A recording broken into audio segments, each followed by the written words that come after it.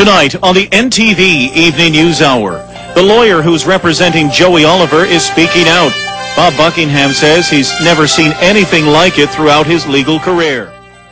Tony Marie, we begin again tonight with the Worthman Lockyer murders. It has been a bizarre case right from the beginning. First, the arrest of a Portugal Cove man in the 13-year-old double homicide. And a psychic claims that she helped to solve the case. Then a man who says that he's been a suspect in the killing of Dale Worthman and Kimberly Lockyer.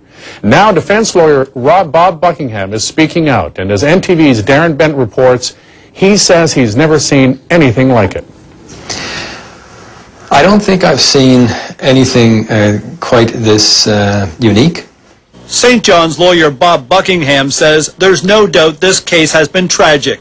2 people gunned down, left in shallow graves in a wooded area, missing without a trace for 13 years, until their bodies were discovered this past summer.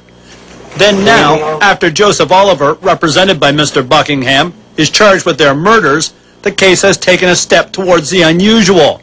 After information surfaced from a man who says he was a suspect, and public statements made by a psychic.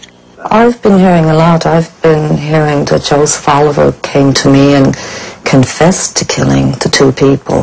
But I have to say, no, he never told me that he killed anyone. And she told me that Joe said that I murdered Kim and Dale, that he was there. Bob Buckingham has been dealing with criminal law cases for many years in St. John's, and despite his experience, he says he's never seen anything like has occurred in recent days with regards to this case.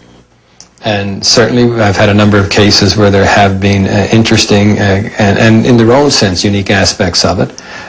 This appears to have taken on a life of its own, and that will have to play itself out. I'm not going to get involved in that. You know, if there is information that has come out in the last couple of weeks that we do not receive as part of the police disclosure, then we'll deal with that. Today, Mr. Buckingham was going over some of the disclosure from the Crown for the case. He says that's where he will get his evidence, but doesn't rule out considering what comes from the media coverage. But sometimes there's investigative work done that digs up things that is of course interest to us. You know, there have been things that were said in the last couple of days that are of interest. They have different components to it that we're not used to dealing with, I must say, but and so we'll address those things. Like what sort of components do you not use? Well, I think it's fair to say that the aspect of there being some psychic involvement in this is unique.